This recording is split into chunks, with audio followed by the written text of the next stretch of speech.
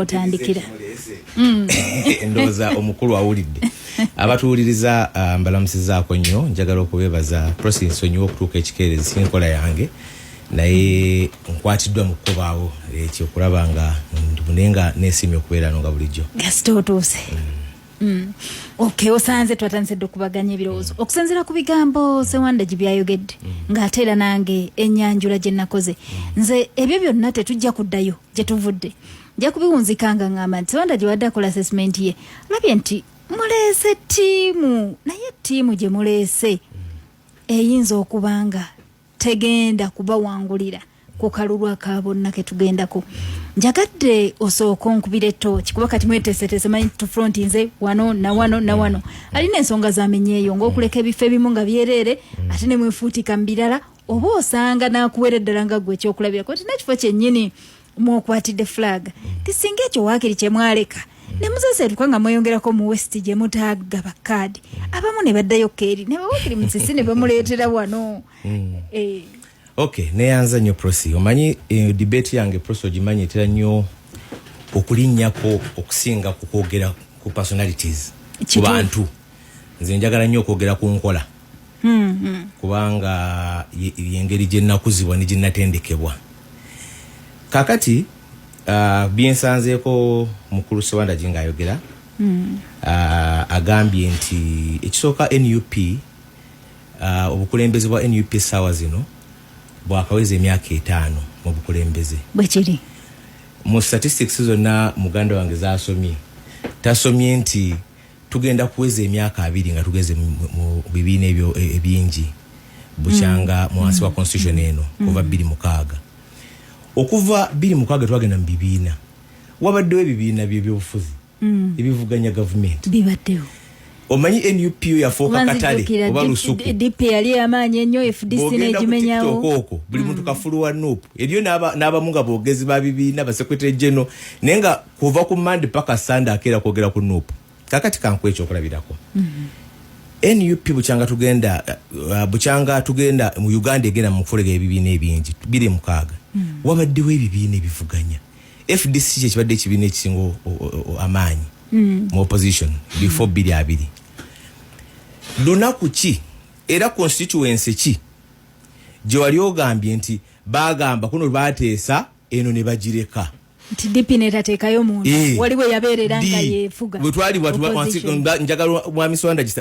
mulungi nnyo mu statistics agambe nti kuva 2006 paka 2020 kubanga batulowoozesa nti ebyobufuzi bitandise na NUP FDC ya fielding constituencies 100% oba ekibiina ekira kyonna DP oba bibaddewo kubanga olwali bagamba NUP lwakyerese zino multipartism kyatanase na NUP ebyo okugamba multipartism kyategeeza nti ebibiina byonna bivuganye teriyo kibiina kibayita opposition ne bwe mba mugenze mu mukago bwe mugenda mu mukago nga twagulaba mu 2016 TDA ebibiina ebiri mu mukago bigamba fa abasatu ku kifo kino tuleete waani bwe kiri bwe mugamba senga bwe muva mu kyaku nkola egamba nti eno wandibadde ogireka lwaki principle y'emu tokala nti constituency ezawangulwa NUP tuziribalekere lwaki mwami Ssewanda gitagamba lwaki PFF esimba omuntu enansana nga ya NUP kakati lwaki alonda mukira mbadde nsagala kunze ku narrowing debate tukira what kubanga I think it's bigger than that naye nayala agambe nti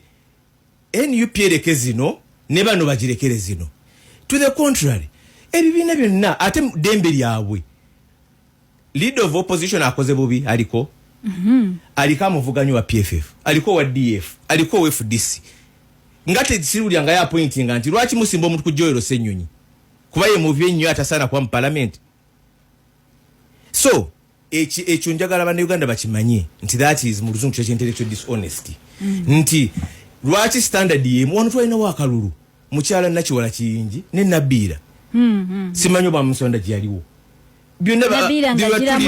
mu FDC nakiwala nga yali mu TDA stroke yali TDA gwali mukago olwo stroke DP era waliwo okuvuganya bino tibisoose kati constituency simanyi constituency kali kanjogere ku kirajja yagala nnyo kuba ndoza jagala mu 2020 waliwo aba candidates era waliwo wa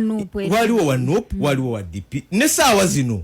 waliwo wa DP waliwo FDC ne saawa zino simanyi lwaki bagamba ki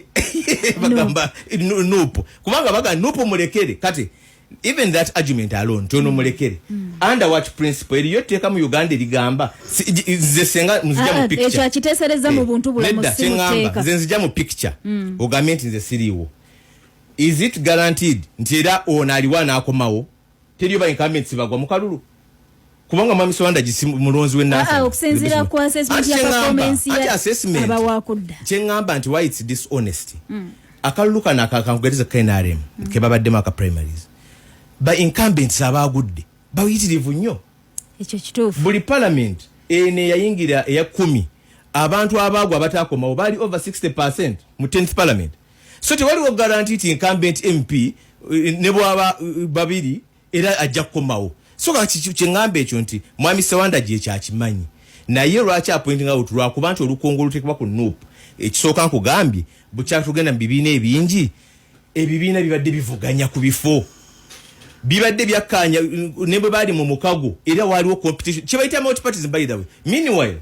ne mu kibiina munda basooka ne bavuganya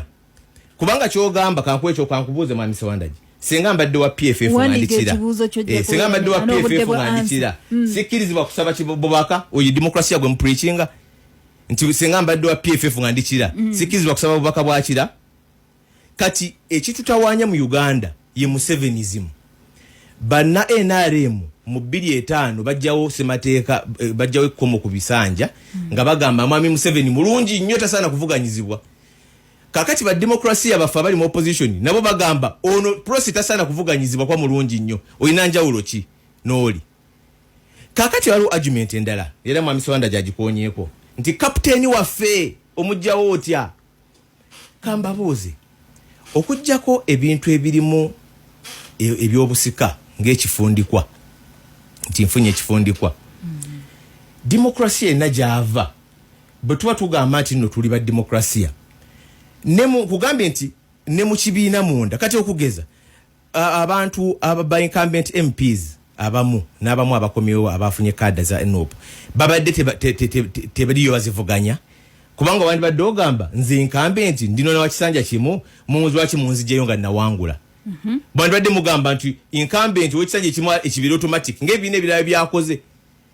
So demokrasia agamba nti buli myaka 5 we subjecting ku bantu kira yennyini gye mwogerako mu 2011 era Mwami Sewanda gyakimanyi naye agana buganyo kyogera twalina omubaka eritawunyikamu n'agamba siga kuddamu kwesimbawo omugenzi kale Sam Kaleganju be senior lawyer senior legislator senior lwaki twali tunoonya ddako tebagamba nti munenyeyo omuntu ali professional senior mu bya legislation gwe tuba tuleeta era nabo baleeta mu kiseera ekyo yali asinga n'obuto wendi kati bamujja mu parliament lwaki balonda ku babaka ne bagamba ku babaka tufune ali senior mu 2011 era Masaka Honorable Mpuuga yesimba ne Honorable Kawanga a senior legislator a senior lawyer teri yagamba nti neddo no captain mubi mu jemu tatasana akyali senior. Meanwhile ne bobo kiramuluddeko n'ova mu Uganda Barack Obama yajja mu America okwesimba nga tannabeera senator ku myaka yatandika okwagala oba president nga tannaza na myaka 3 nga mu America bamanyidde bya Vietnam bamanyidde bya Washington omuntu atabeera ku Washington obeera ota president era y'omu ku president abakyasinga obulungi.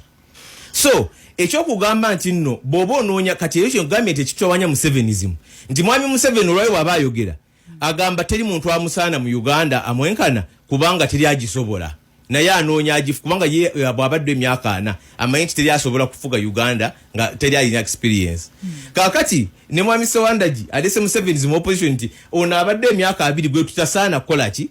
kujjako kyembagambye nti n'abantu bennyini kambawo ekyokulabirako kijja ku NUP kubanga kati obwongo waffe bulira okuti mu NUP mu kamyufu KNRM n'emivyo gyonna egyakabaddemu nga saawuliddeyo bwe bayomba kubanga innovating ya NUP eringa it's primaries nga saawuliddeyo bagamba nti mu abantu beeyo muli babi mujjayo mutya omubaka akoze eki amaze emyaka bwegiti Wakiso district alina gwe bayitanga mama Wakiso mukyala Seninde emyaka 2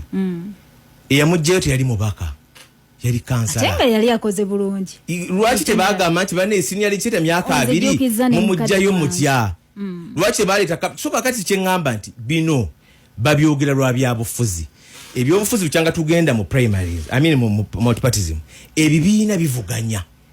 n'abantu bavuganya munda internally Baden gye bateeka olwaliro kyensemba nakyo nga address nga byayogedde nti lwaki NUP erese abantu ba NRM webati ne babeera n'opposed lwaki NRM esimba abantu bati mu Buganda lwaki NRM ntesimbye eyo NUP sorry ebibiina ebiri registered mu Uganda bisuka 26 simanyi namba kati waliwo ebipi byongedde lwaki mwami Sewandagi Baden agiteeka ku gye batasimbye NUP lwaki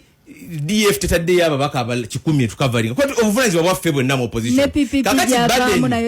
Baden mwagala tugisharing enteno tulekere naye ate obuvunanyizibwa temwagala tubukole ki tubutwale kwanga twandigambye nti kakati eno NUP esimbi ababaka 3 waliwo ebifo 10 ebiri vacant munnaffe DP kwatirawo munnaffe UPC kwatirawo kubanga NUP si ekibiina kyokka